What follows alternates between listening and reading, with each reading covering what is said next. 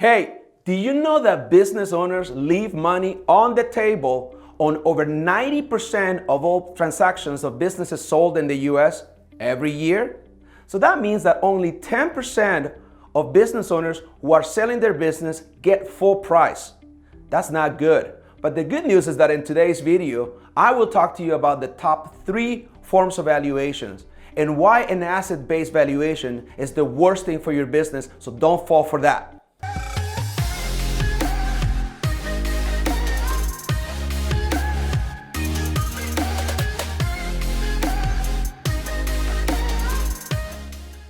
Hey everybody, welcome to 7 Figures and Beyond. I am your host, Leo Landaverde. I am an author, business coach, and CFO to small business owners.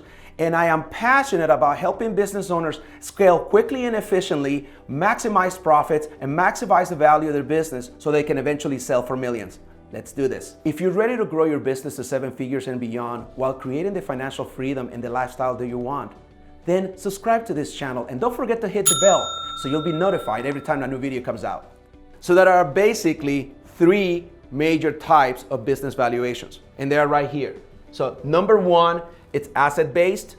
Number 2 is earning value. And number 3 is market value. But today, we're only going to be talking about the asset-based valuation. So there are 2 types of asset-based valuations. One is the book value, and the other one is the liquidation asset-based. So let's talk about this one first. The liquidation asset-based is when what is the worst thing that can happen, and that is the first thing that a bank looks at to estimate the life of the company should the worst happen, which is current assets minus current liabilities. So that presupposes we know what current assets and current liabilities are. So in a liquidation asset base is worst case scenario, we're gonna take all of the assets, the current assets of the company. Those are assets that are cash or cash equivalents or can be turned into cash right away. And it's typically everything that can up to 12 months. Minus the current liabilities are all those liabilities, all those monies or debt, short-term debt that you have that is due within 12 months. So if you were to take your current assets and you take away or remove, subtract the current liabilities, what will give you is a liquidation asset base. Technically the worst thing that can happen to you, and that means you're going out of business, you're not selling your business. Okay, so book value. Within the asset-based category, we have 2 types of asset-based valuation. We already talked about liquidation asset-based. We're gonna talk about book value now. But before we talk about book value, we have to understand the balance sheet. So the balance sheet is your assets equals liabilities plus equity. Now there are 3 major financial statements that you should be looking at as a business owner every month, and they are your profit and loss that tells you about your revenues, your gross profit, your net profit. And then you have your balance sheet, which is a permanent record of your assets, liabilities and equity, and you have your statement of cash flows, that is the gap in between. So for the purposes of this video, we're talking about book value of your assets. Well, what are your assets? So your assets come in many ways, in many forms. So you have your cash, your money market accounts, you have your AR, you have your some prepaid expenses might be short-term assets. Say you prepaid rent for 6 months and it's sitting as a current asset in your books. That's part of your assets. Now there may be other assets. We have current assets and long-term assets. You may have equipment that you have purchased that you're currently depreciating in your business. That is part of your assets. It's something that belongs to the company that has value, book value. Now there may be some depreciation involved, but the point is this is stuff that actually makes you money, and assets should be making you money. Anyway, so if somebody was to evaluate your business based on the assets, of course they're gonna take into account your cash and cash equivalents, and they're gonna look at your AR.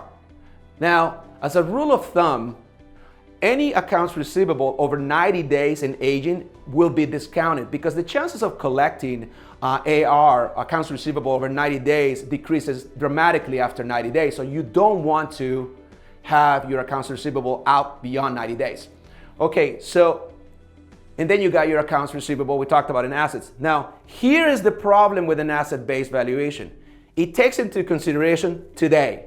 It has no mention of the future. It does not account for the future. The future does not exist in an asset-based valuation. And here's what else is not included. Well, you got your future worth, You got your trademarks, your intellectual property, and your trade secrets. Let's go one by one.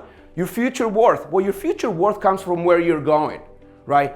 Every time I get engaged and start working with a company, I want to know where they've been before I can prescribe where they're going. So if I'm growing at a rate of 10% year over year for the last 3 years, that valuation will be lower under a earnings valuation than if you're growing at a rate of 30% year over year. You're a faster rate of growth. That means a higher valuation. So the future growth really depends on your trending. Data, it's only useful as you compare it to other data. So when I do start working with a client, first thing we do is we look back 3 years before we can look forward 3 years. I want to know where you've been before I know where you're going. And the quickest ways to maximize the value of your business is by accelerating growth. If you have a model that works for business, if you have a profit model, we throw gas on it by marketing, which means that you know that you're making money. We just need to acquire more customers so we can have a faster rate of growth, which means that it's going to mean a high valuation. But that's a topic for another video. Trademarks. Number 2. That's brand equity, by the way. You should be legally protecting any trademarks with the U.S. Patent and Trademark Office. For that, I'd recommend that you don't do it on your own. You actually hire an attorney and a competent person who is going to ensure that your trademarks are properly protected. Your intellectual property. Do you have anything that you're doing in the business that it's something unique, your secret sauce? You created your own piece of software, even though you don't sell it to the public. It allows you to run your business very efficiently. And say if you're in a very niche industry, well, that type of process and that type of software that you build for yourself could be worth millions to the right buyer who is trying to acquire and ramp up your industry. So you should protect your intellectual property. I strongly encourage you to have a very good transactional lawyer and a patent lawyer if you're actually growing and you have intellectual property you want to protect. Trade secrets. Is there anything that you do that is proprietary, that is unique? Now, here's advice that I give to all employers. Every time a new employee joins your organization, you want to make sure that you are securing all of your trade secrets from the get-go, letting them know, your potential employees or your new employees know that if they actually take any of your trade secrets away, there's going to be a penalty for that because it doesn't belong to them.